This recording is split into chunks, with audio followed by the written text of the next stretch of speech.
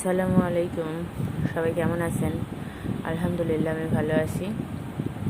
আমার বাচ্চার আবদার এখন চিপস খাবে। আমার রুমে এই চিপসগুলো ছিল, আমি ভেজে দিচ্ছি এই জন্য। আসলে আমি দোকানের ওই প্যাকেট করা চিপসগুলো বাচ্চাকে একটু কমিয়ে দেওয়ার চেষ্টা করি।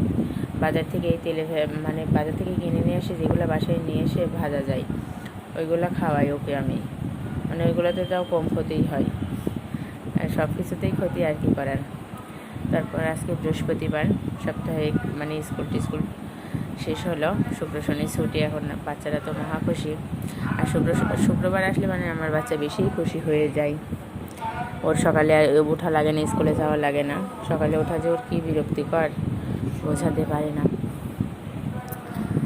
তারপরও আলহামদুলিল্লাহ বাচ্চাকে রেগুলার স্কুল করানোর চেষ্টা করি। কয়েকদিন ধরে এত বৃষ্টিতে বাচ্চা বেরও হতে পারছে না, বাইরে খেলাধুলাও করতে পারছে না। চারিদিকে চাচ্ছেতে পরিবেশ পানি আর পানি। এদিকে চিপসগুলো আমার ভাজা হয়ে গেল। থ্যাংক ইউ সবাইকে।